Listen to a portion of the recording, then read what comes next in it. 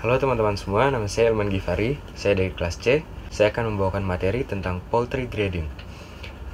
Jadi, ada dua bentuk pemasaran untuk ternak unggas.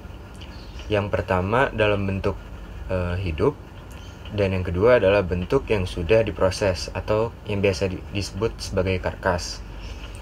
Bentuk pemasaran yang telah diproses atau karkas dikenal dengan dress dan ready to cook atau kadap.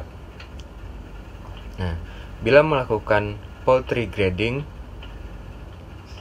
suatu karkas yang memiliki tanda-tanda berikut ini tidak dilakukan grading. Kondisi-kondisi tersebut yaitu yang pertama, dekompos atau pembusukan. Yang kedua, kekurusan yang hebat. Yang ketiga, adanya memar atau kerusakan daging yang hebat, melebihi kategori dari kualitas C. Yang keempat, ada unggas yang secara jelas dari luar memperlihatkan terkena penyakit. 5. Adanya tumor-tumor. Bila sedikit dan memungkinkan untuk dibuang, kualitas karkasnya termasuk B atau C. Yang keenam, terdapat anemia atau pucat. Yang ketujuh, terjadi cadavers atau unggas mati sebelum dipotong. Yang kedelapan, karkas yang bagian abdominalnya menimbun cairan atau substansi seperti keju. Tanda-tanda berikut yang memperlihatkan no grade.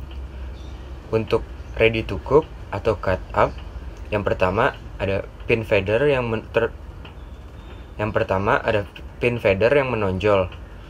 Yang kedua, adanya memar yang perlu pemotongan. Yang ketiga, paru-paru atau organ kelamin tidak lengkap atau terbuang. Yang keempat, ada bagian-bagian dari trachea. Kelima, ada vestigial feather. Dan yang keenam, materi luar yang terdapat di luar atau di dalam karkas, seperti fekal, darah, dan lain-lain. Untuk dress yang memperlihatkan no grade, yang pertama, kepala dan karkas yang kotor dan banyak darah. Kedua, fan dan kaki yang kotor. Ketiga, terdapat bulu-bulu pada karkas. Keempat, bila tembolok tidak dibuang atau makanan di dalamnya. Kelima, bila tembolok dibuang, kehadiran bahan-bahan makanan dibuang untuk mengeluarkan tembolok. Selanjutnya kita masuk ke penilaian kualitas ayam hidup.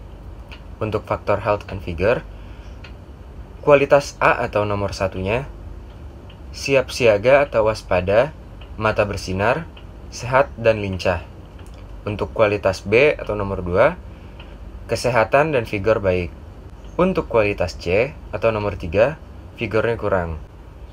Untuk faktor feathering, kualitas A-nya tertutup bulu secara baik, terlihat mengkilap atau bercahaya, pin feathernya hanya menyebar secara ringan.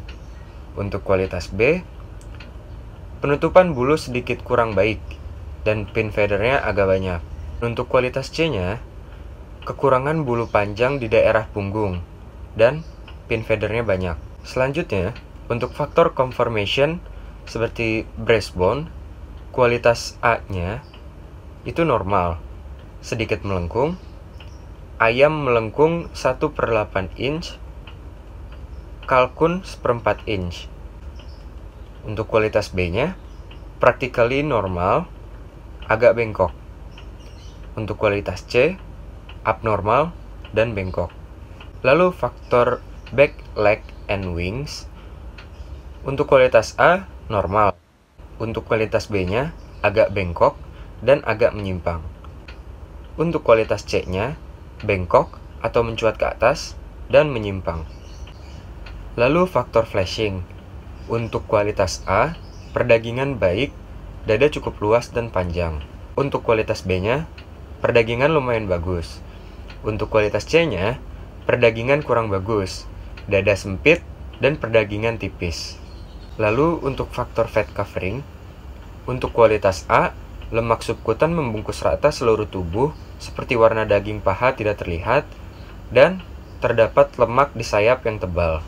Untuk kualitas B-nya, lemak cukup pada dada dan paha, serta warna daging tidak terlihat jelas langsung di bawah kulit. Untuk kualitas C-nya, kekurangan lemak yang menutupi bagian punggung dan paha hanya sedikit pada feather tract. Lalu faktor terakhir yaitu faktor defect. Untuk kualitas A, sedikit sekali ada defect. Untuk kualitas B, agak banyak terdapat defect. Untuk kualitas C, terdapat banyak defect. Tadi kita sudah membahas tentang kualitas ayam hidup. Nah, untuk menjadi karkas, harus melalui proses karkasing. Prosesnya adalah yang pertama, stunning, yaitu ayam disetrum dengan arus listrik berkekuatan 35-40 volt selama 3-5 detik pada bagian kepala. Lalu kedua ada proses killing, yaitu ayam dipotong pada bagian leher di belakang rahang bawah. Bagian yang harus terputus yaitu saluran nafas, saluran pencernaan, dan vena kiri dan kanan. Lalu ada proses bleeding, yaitu proses pengeluaran darah selama kurang lebih 30 detik.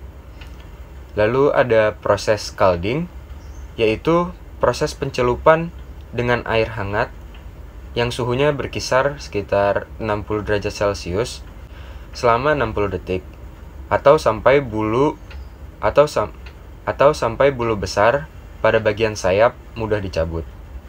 Lalu ada proses flaking, yaitu proses pencabutan bulu menggunakan mesin atau normal menggunakan tangan. Lalu selanjutnya ada proses evisceration, yaitu proses pengeluaran jeroan atau seluruh organ dalam. Proses terakhirnya yaitu proses pemotongan bagian kepala dan leher serta kaki atau shank. Sekian pemaparan materi dari saya. Saya Ilman Gifari, pamit undur diri. Terima kasih.